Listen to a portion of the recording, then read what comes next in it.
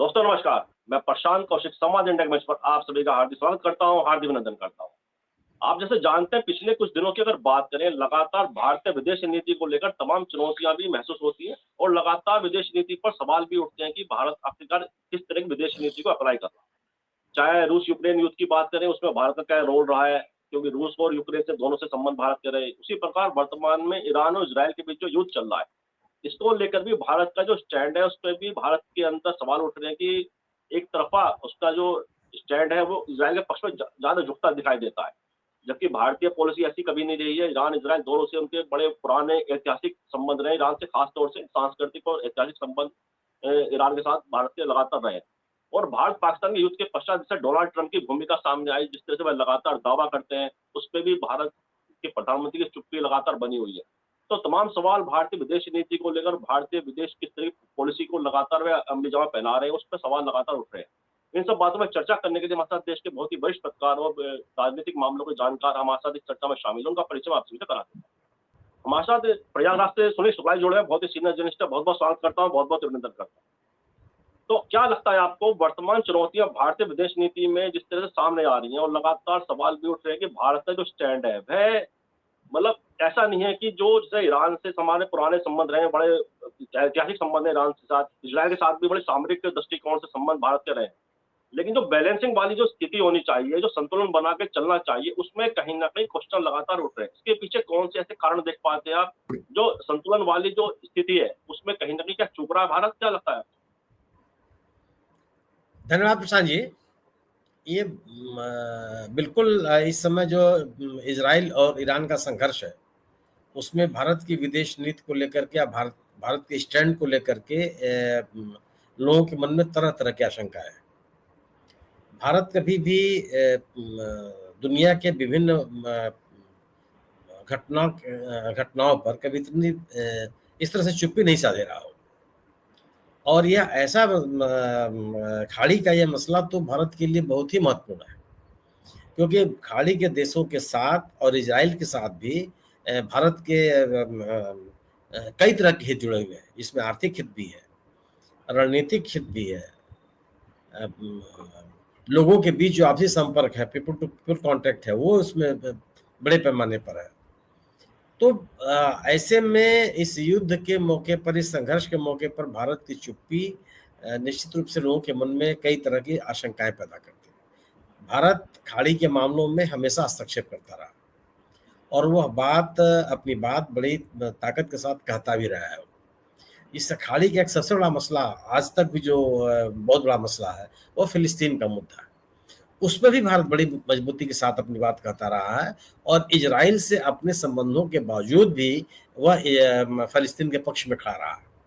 वो कहता रहा है कि इजराइल के फिलिस्तीनियों को उनकी जगह मिलनी चाहिए और इजराइल अपनी सीमा में रहे, उसका अतिक्रमण या उसका विस्तार यह उचित नहीं है। लेकिन अब जब यह इतना बड़ा संघर्ष शुरू हो गया और अगर यह संघर्ष बढ़ता है, जिसकी बहुत आशंका दिखाई पड़ रही है, तो भारत के सामने कई तरह की चुनौतियां पैदा हो जाएगी। इसमें सबसे बड़ा संकट हो जाएगा ऊर्जा का संकट। भारत अपना बहुत जो ऊर्जा संबंधी जरूरतें हैं, तेल संबंधी जरूरतें हैं, वह इन्हीं खाड़ी देशों के साथ उसकी आपूर्ति होती है और उसमें से ढेर सारा, बल्कि अधिकांश कह सकते हैं आप, जो जल डबरू मध्य मार्ग है समुद्र का, उससे निकल के आता है, उसी से गुजरता है। उसे पूरी तरह से ईरान का कब्जा है। अगर ईरान ने उस पर प्रतिबंध लगा दिया आवाजाही पर, तो बहुत बड़ा संकट हो जाएगा, न केवल भारत बल्कि दुनिया के लिए। ऐसे में भारत का न बोलना लोगों के मन में आश्चर्य पैदा करता है। ईरान के साथ इसके बड़े पुराने संबंध है, बहुत बड़ा आर्थिक संबंध है। भारत उन 5 प्रमुख देशों में शामिल है जिससे ईरान का व्यापार बहुत ज्यादा है। बड़ी संख्या में भारतीय नागरिक इन खाड़ी देशों में और ईरान में काम करने के लिए जाते हैं, पढ़ने के लिए जाते हैं या अन्य गतिविधियों के लिए जाते हैं। लेकिन भारत इस पूरे मसले पर चुप है। वजह मैं ये मानता हूं कि भारत ने अपनी जो इसका एक सॉफ्ट पावर है उसको खोया है। भारत एक ऐसे देश के रूप में जाना जाता रहा है जो बहुलतावादी है, बहुधर्मी है, विविधता भरा हुआ देश है, लोकतांत्रिक मूल्यों में विश्वास करता है, मानवीय मूल्यों में विश्वास करता है, मानवाधिकार के प्रति प्रतिबद्ध है। तमाम तरह की धारणाएं दुनिया के तमाम देशों में भारत के बारे में रही हैं। हाल के वर्षों में इन सभी पक्षों पर, भारत के इन सभी पक्षों पर सवाल पैदा हुआ और जो अंतर्राष्ट्रीय रिपोर्ट्स आती रहे विभिन्न एजेंसियों के, उसको में भी भारत का दर्जा नीचे नीचे गिरता चला गया।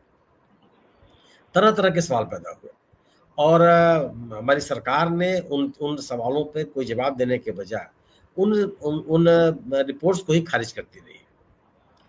तो अगर जिन ताकत की वजह से, जिस नैतिक मूल्यों के कारण से, जिस लोकतांत्रिक व्यवस्था में आस्था के कारण बहुलता और विविधता को स्वीकार करने वाले देश के नाते आपकी जो सॉफ्ट पावर है, दुनिया में लोग आपकी बात सुनी जाती रही, अगर वह पक्ष आपका कमजोर होगा तो स्वाभाविक सी बात है कि फिर आप अपनी बात उतनी ताकत के साथ नहीं कर पाएंगे और नहीं उतनी ताकत से वो बात सुनी जाएगी।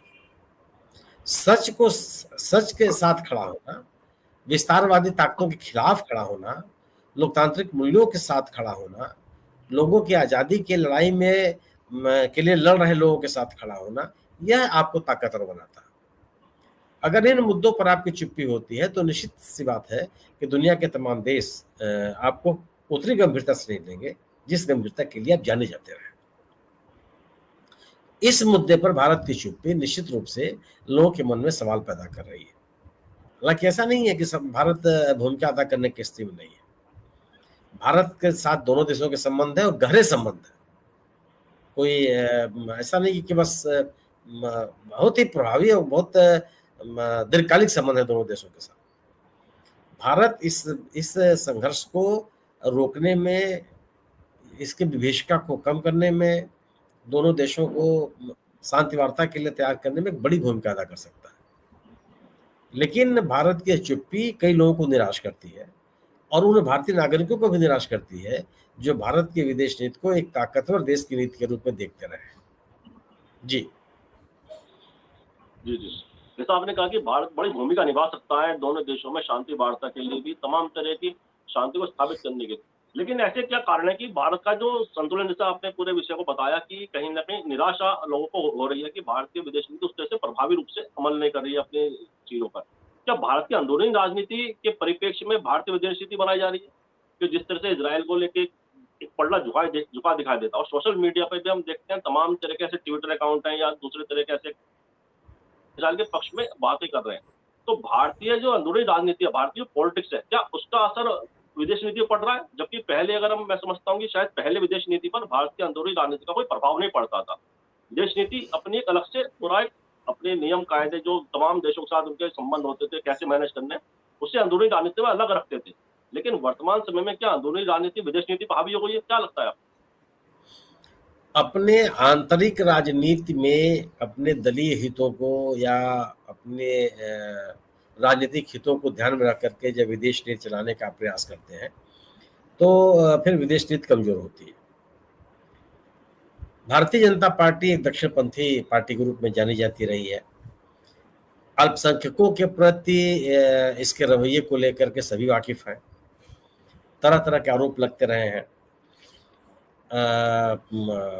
इस पार्टी के समर्थक लोग भी जो अरब देश हैं या खाड़ी देश हैं उनको मुस्लिम देशों के रूप में संबोधित करते रहे हैं। तो एक अलग तरह की धारणा बन गई है।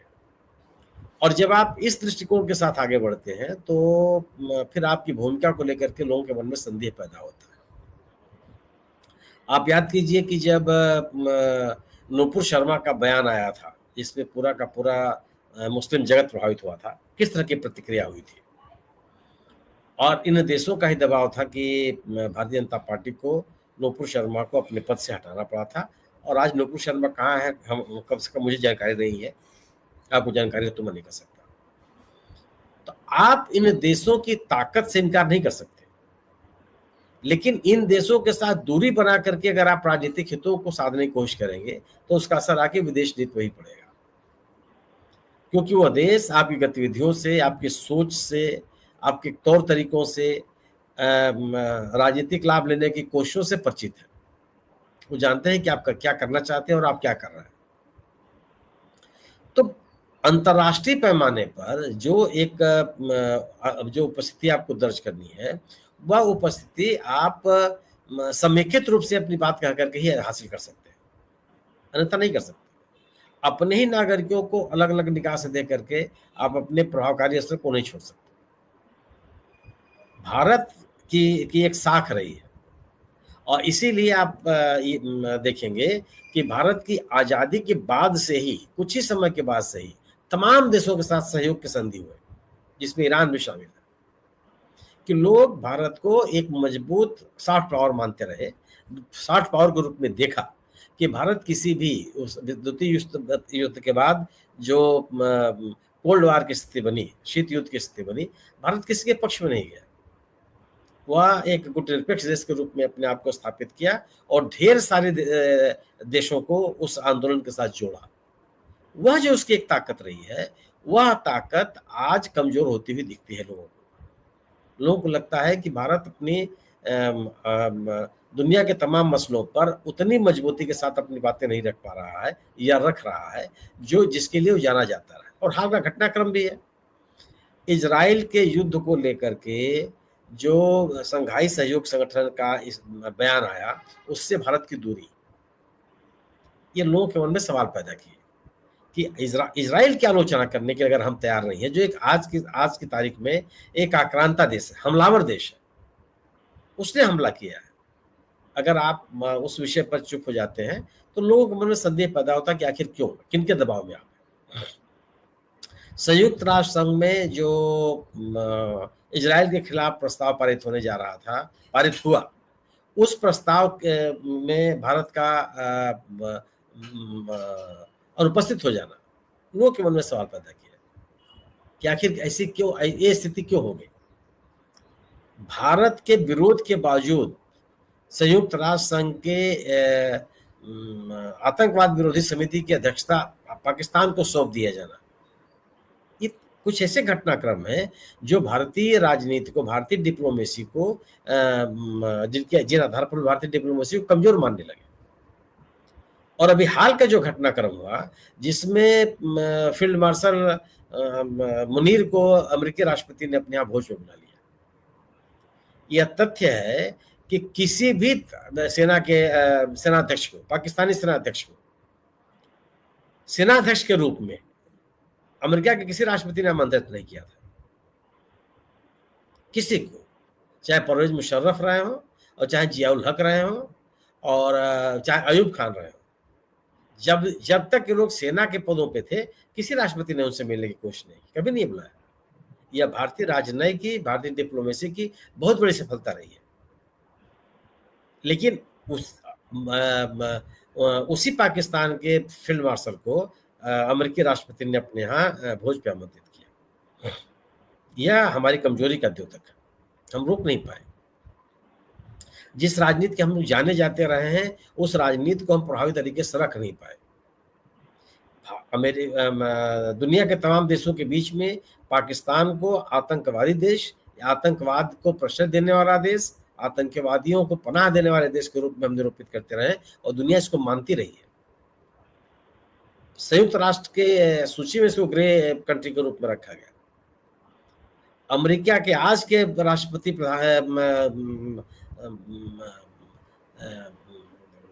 डोनाल्ड ट्रंप साहब या ये पाकिस्तान को एक आतंकवादी देश मानते रहे, कहते रहे, और आज वो पाकिस्तान और भारत को एक तराजू पर करके देख रहे हैं। इंडिया पाकिस्तान कहा जाने लगा। यह जो स्थिति बन गई, वह हमारी राजनयिक स्थिति को कमजोर बनाती है। और ये मेरा अपना मानना है कि आप इसलिए आप कमजोर होते चले गए क्योंकि अंतर्राष्ट्रीय मसलों पर बहुत सफाई के साथ और मजबूती के साथ अपनी बात करने में हम हिचकते रहे। अंतर्राष्ट्रीय गतिविधियों को लेकर के देश के भीतर सरकार का गौरवगान करने की कोशिश की गई।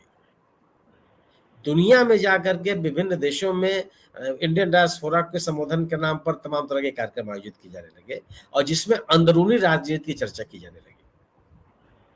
ये तमाम ऐसी गतिविधियां रही जिससे दुनिया के पैमाने पर हमारी जो साख थी, जो प्रतिष्ठा थी, जो ताकत थी, मेरा मानना है कि वो कमजोर हुई है। विदेश नीति और घरेलू नीति को आप एक साथ नहीं मिला सकते, नहीं मिलाना चाहिए। विदेश नीति है और वह विदेश नीति भारतीय राष्ट्रीय हितों के अनुकूल हमेशा रहती है। उसमें राजनीतिक हित, दलीय हित कभी भी ध्यान में नहीं रखा गया। और अगर आप दलीय हित को प्रमुखता देने लगेंगे तो निश्चित रूप से यह है कि फिर जो डिप्लोमेसी की शास्त्रीयता है वो प्रभावित होती है। आप उसमें विदेश नीति की सफलता के लिए, दुनिया के पैमाने पर देश की साख बढ़ाए रखने के लिए, विश्वसनीयता बढ़ाए रखने के लिए विपक्षियों का सहयोग लिया जाता है। हर देश लेते हैं, हम भी लेते रहे। जब कांग्रेस की सरकार थी उस समय भी विपक्ष के उन नेताओं को विदेशों में भेजा गया जो घोर विरोधी थे उन तत्कालीन सरकारों के। जयप्रकाश नारायण जी, अटल बिहारी वाजपेयी जी, ये तमाम लोगों के उदाहरण आपके सामने है। एनडीए सरकार में सोनिया गांधी को भेजा गया एक अंतर्राष्ट्रीय मंच पर, अटल बिहारी वाजपेयी जी की सरकार ने भेजा। हम और आज की सरकार क्या करती है कि वह केवल और केवल विपक्ष की आलोचना करती है और फॉरेन सॉइल में, विदेशों में जाकर के वो करती है। अभी जो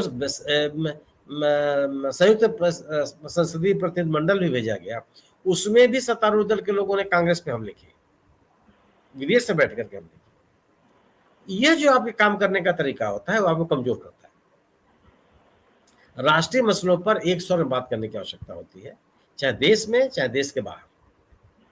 अगर इस परंपरा को, इस स्थापित नियम की अगर आप उल्लंघन करते हैं तो आपको नुकसान उठाना पड़ेगा, और भारत उसी दौर से गुजर रहा है।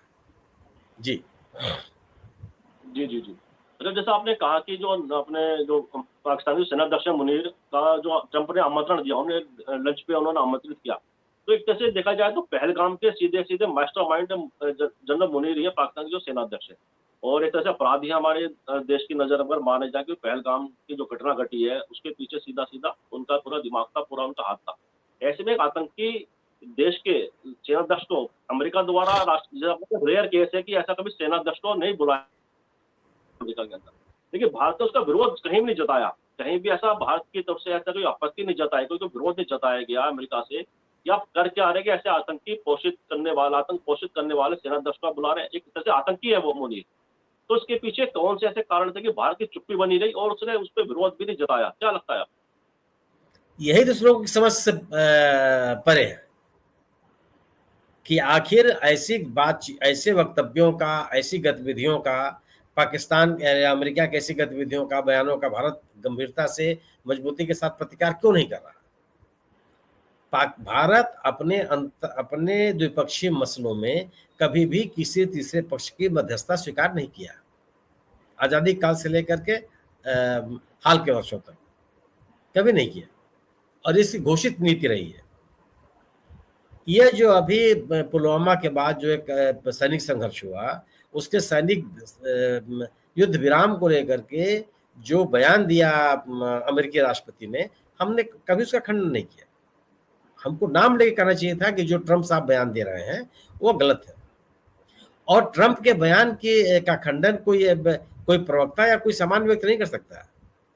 उसको विदेश मंत्री जी कर सकते हैं, उसको प्रधानमंत्री जी कर सकते हैं, और ये दोनों के दोनों लोग चुप रहे।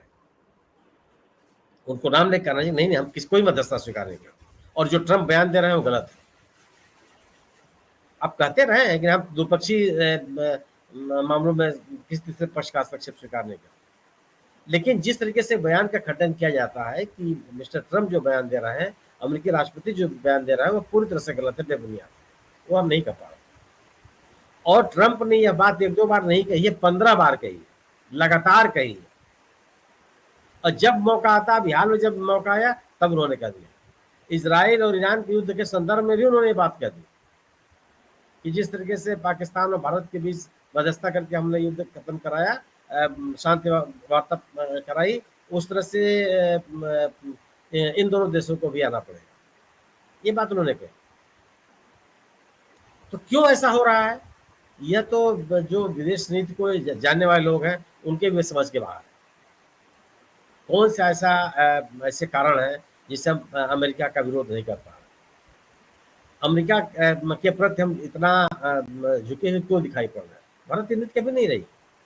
अमेरिका के साथ बहुत अच्छे संबंध रहे हैं भारत के, बहुत गहरे संबंध रहे हैं, लेकिन स्वीकार नहीं किया गया। कभी हमने ऐसा नहीं था कि उनकी पूरी की पूरी लीडरशिप हमारी लीडरशिप में कोई हस्तक्षेप रहा। लेकिन इस तरह की जो चुप्पी है, इस तरह का जो मौन है, यह लोगों के मन में संदेह पैदा करता है। और इस चुप्पी से निश्चित रूप से अंतर्राष्ट्रीय जगत में आपकी साख गिरी है, आपकी विश्वसनीयता गिरी है, आपकी ताकत को लेकर के जो धारणा बनी हुई थी वो कमजोर हुई। और जिन जिन कारणों से, जिन सॉफ्ट पावर से पाकिस्तान को दुनिया के पैमाने पर हम घेरने में सफल होते रहे हैं, उसमें कमी आई है।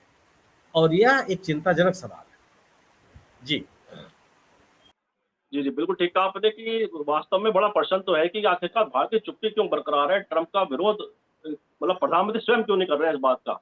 हालांकि अभी जो अमेरिका कनाडा दौरे पे गए थे प्रधानमंत्री, तो विदेश सचिव जो प्रवक्ता हमारे विदेश सेक्रेटरी मिश्री जी, उन्होंने बयान दिया कि उनके फोन पे वार्तालाप हुआ, लेकिन प्रधानमंत्री के तौर पर उन्होंने खुद नहीं कहा कि ऐसा कुछ हमारा वार्तालाप हुआ है। अच्छा, अगर हम बात करें भारत की, कि जिस तरह से अगर हम आजादी के बाद की बात करें, उस समय ना आर्थिक रूप से भारत इतना शक्तिशाली था, ना सामरिक दृष्टिकोण से, लेकिन उसके बावजूद गुट निरपेक्ष आंदोलन का उन्होंने नेतृत्व किया, लीडरशिप की। ऐसे में वर्तमान समय के अंदर क्या नेहरू काल से लेकर जो विदेशी नीति चली आ रही थी, क्या उसी को दोबारा से उसकी जो पूरी विदेश नीति को उसी अपनाने की बात है, या जिस तरह से मोदी जी ने पूरे विदेश नीति को बदलाव किया उसमें उसमें क्या उन्हें मंथन करना चाहिए, चिंतन करना चाहिए, क्या लगता है आपको? नहीं, जो जो परंपरागत विदेश नीति रही है देश की, वही देश के पक्ष में। अगर आप खेमेबाजी के में पढ़ेंगे तो नुकसान है। हमारे राष्ट्र नायकों ने इसीलिए किसी खेमे का साथ स्वीकार नहीं किया, सबके साथ उसके संबंध रहे, किसी से संबंध दूरी नहीं बनाई और किसी की कीमत पर किसी के साथ संबंध नहीं रखा। लेकिन किसी के साथ वो खड़े हैं उनके राजनीतिक हितों के लिए, वो कभी नहीं, भारत की नीति नहीं रही। दूसरी चीज है कि दो तरह, जो ये कहा जाता है ना कि अगर आप आर्थिक रूप से बहुत संपन्न हैं, आप एक शक्तिशाली देश है, आपकी अर्थव्यवस्था बहुत मजबूत है, रणनीतिक रूप से स्ट्रेटेजिक पार्टनरशिप आपके लोग तमाम देश आपको महत्वपूर्ण मानते हैं, एक बहुत युद्ध सामग्री तैयार करने के लिए, हथियारों के उत्पादन के लिए आपकी ताकत बनी हुई, एक ताकत ये होती है। और एक सॉफ्ट पावर होती है, वह आपकी उस आचरण से बनती है जो एक नैतिकता के नियम है, जो मानवता के साथ खड़े होते हुए लोग दिखाई पड़ते हैं, जो अपने नागरिकों के प्रति एक जो उनका व्यवहार होना चाहिए, वह बहुत ही खुलेपन का व्यवहार जिसके लिए जो आवश्यक है। इन तमाम कारणों से आप एक सॉफ्ट पावर के रूप में आपकी पहचान बनती है। जब गुटनिरपेक्ष आंदोलन की स्थिति बनी तो दुनिया के पैमाने पर भारत की सॉफ्ट पावर थी, पहचान थी।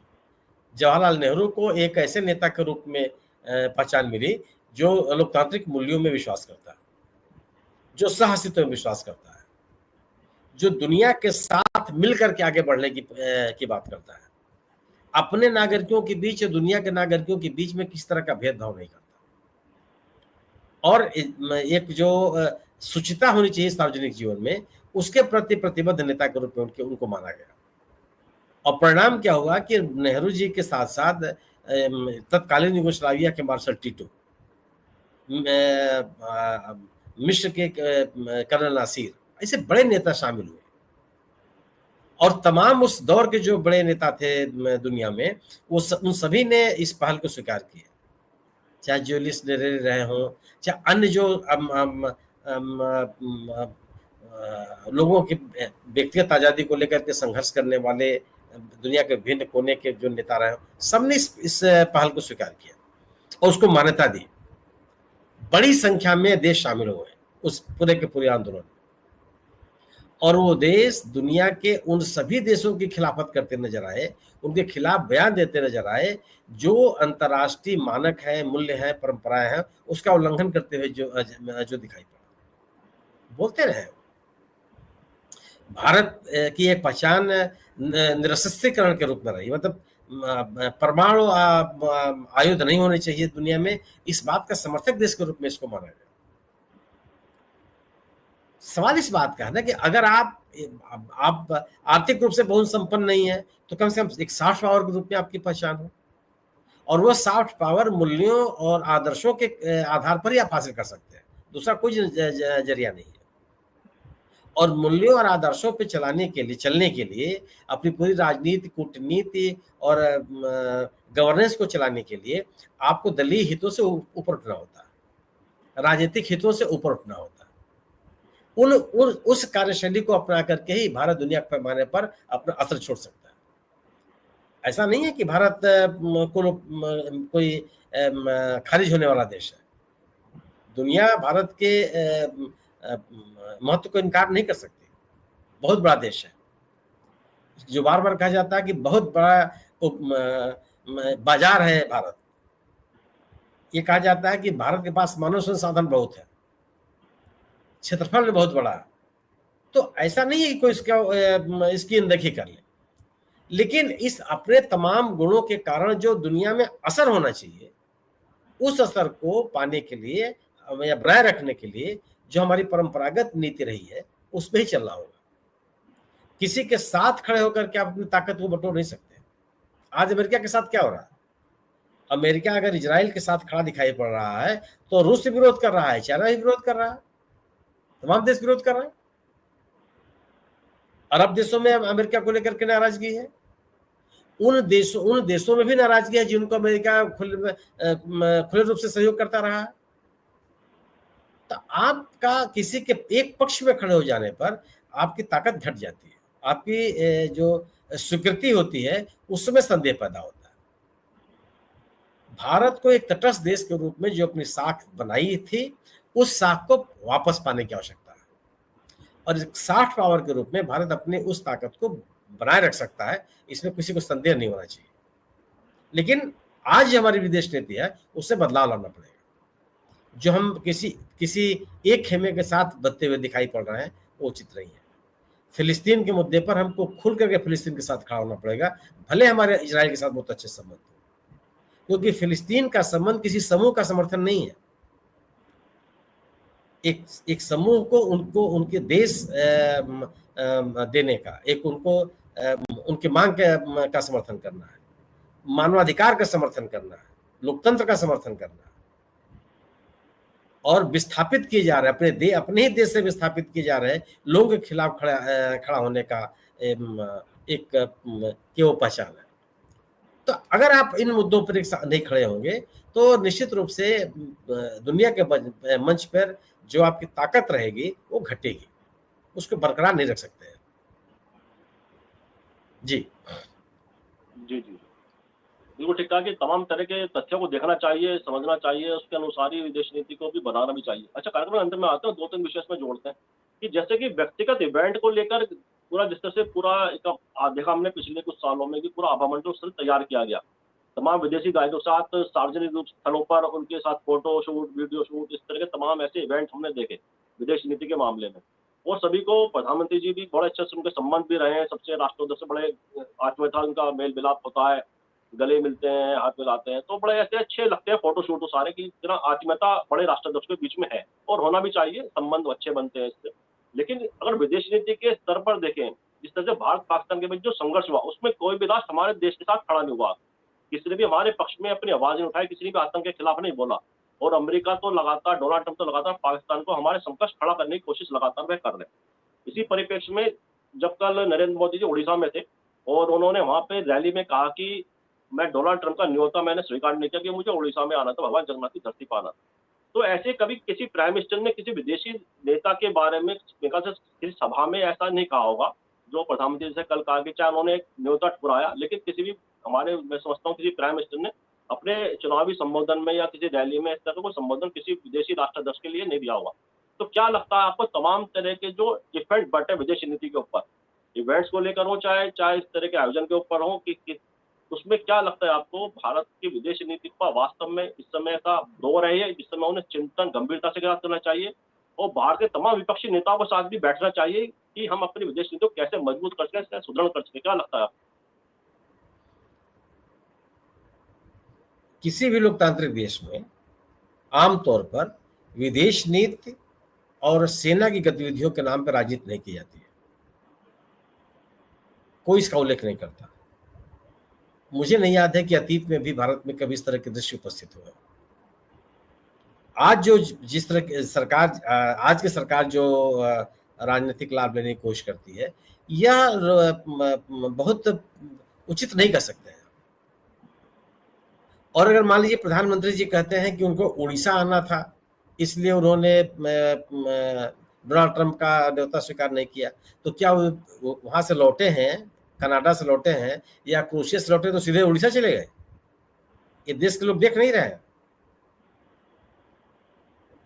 भाई क्रोएशिया से लौटे, आप दिल्ली में रहे, दिल्ली से पहले आप बिहार गए, उसके बाद उड़ीसा आए।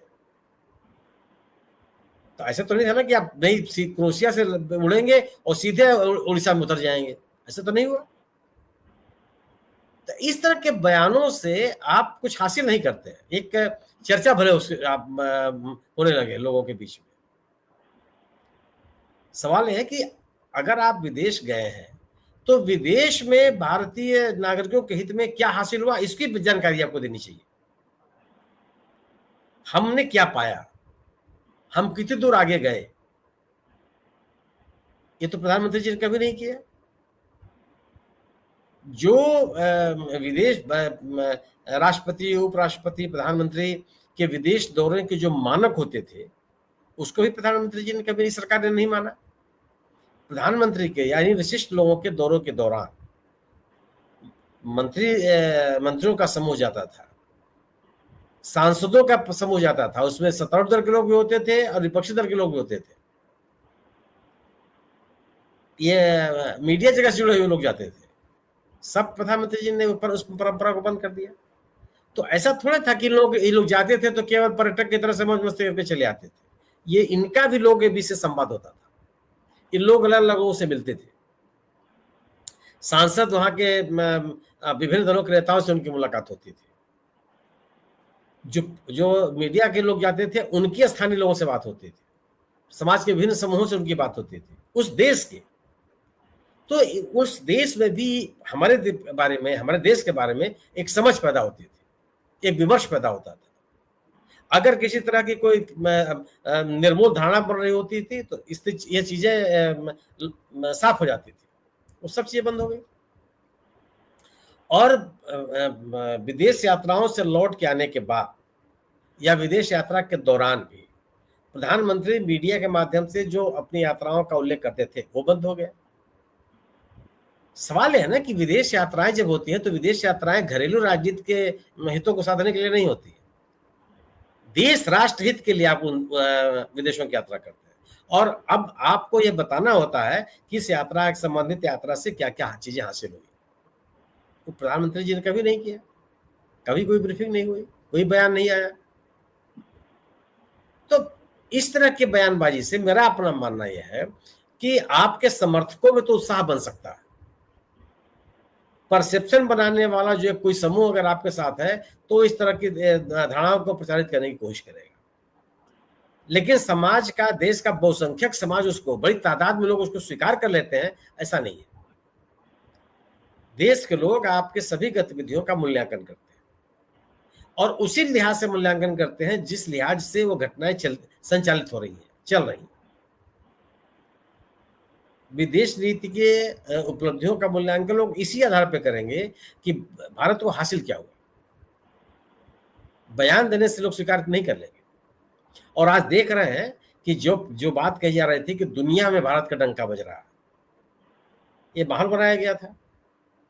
और जब वास्तव में दुनिया में डंका बजने के परीक्षण की स्थिति आई तो कोई आपके साथ नहीं खड़ा हुआ।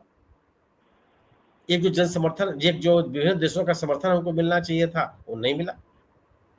पाकिस्तान को एक आतंकवादी देश के रूप में घेरने की जो हमारी कोशिशें रही हैं वो उतनी परवान नहीं चढ़ी जितनी चढ़नी चाहिए थी। सवाल इस बात का है कि विदेश नीति को विदेश नीति रहने दीजिए। और निश्चित रूप से सही बात है कि विदेश नीति केवल सरकारें नहीं संचालित कर सकती, सबका सहयोग अपेक्षित होता है उसमें। और अच्छी बातें होती है कि विदेश नीति के मामले पर कम से कम पक्ष और विपक्ष में कोई बहुत दूरी नहीं दिखाई पड़ी। लेकिन जब सत्तारूढ़ दल पूर्ववर्ती सरकारों के ऊपर हमलावर रहेगा तो निश्चित रूप से जो आज का विपक्ष है वो सरकार के ऊपर हमलावर होगा। आप क्या आज पिछली सरकारों ने इस देश के उपलब्धियों के पीछे का कोई योगदान नहीं है, ये कोई स्वीकार कर सकता है। लेकिन लगातार अगर आप हमलावर रहेंगे तो निश्चित रूप से पूर्ववर्ती सरकारों के जो लोग सदस्य हैं, उस पार्टी के जो सदस्य हैं, वो सरकार पर हमलावर होंगे। विदेश नीति के मामले पर कम से कम इस तरह के बयानबाजी से बचने की जरूरत होती है। अगर आप नहीं बचेंगे, अगर आप एक इस मान्यता और परंपरा का उल्लंघन करेंगे तो वह निश्चित रूप से देश हित में नहीं होगा और सरकार के हित में भी नहीं होगा। जी बिल्कुल ठीक कहा आपने। तमाम तरह की जो मान्यताएं परंपराएं उसको निभाने की बहुत आवश्यकता है विदेश नीति के मसले पर, क्योंकि बड़ा अहम मसला है, क्योंकि इससे पूरी दुनिया में भारत की साख भी उस पर बनती है, क्योंकि किस तरह से हम अपनी विदेश नीति को आगे बढ़ा रहे हैं और किस तरह से हमारे देश में समन्वय वाली और संतुलन वाली हम अपनी नीति को अप्लाई करते हैं। तमाम तरह की चुनौतियां इस समय दिखाई देती है वर्तमान परिदृश्य के अंदर, तो जिस तरह से दुनिया विभाजित नजर आ रही है विभिन्न गुटों के अंदर, दुनिया बढ़ती नजर आ रही है, कोई किसी के पक्ष में खड़ा है, कोई किसी के पक्ष में खड़ा है, और भारत ने हमेशा एक संतुलन वाली स्थिति अपनी बनाए रखी थी। तो आज इस महत्वपूर्ण विषय पर जिस तरह से आपने पूरे विषय को परिभाषित किया है, मुझे विश्वास है हमारे दर्शक चर्चा जरूर पसंद आएगी, और मैं आपका बहुत बहुत आभार और धन्यवाद व्यक्त करता हूँ कि आपने हमारे दर्शकों पर समय निकाला। बहुत बहुत धन्यवाद भाई साहब, बहुत बहुत धन्यवाद। तो आप सभी से भी आग्रह करता हूँ इस वीडियो को लाइक करें, शेयर करें, कमेंट करें, साथ ही संवाद इंडिया चैनल को सब्सक्राइब कर बेल आइकन जरूर दबाएं, जिससे संवाद इंडिया अपडेट आपको समय से मिलते रहे। आप सबका बहुत बहुत धन्यवाद, बहुत बहुत अभिवादन।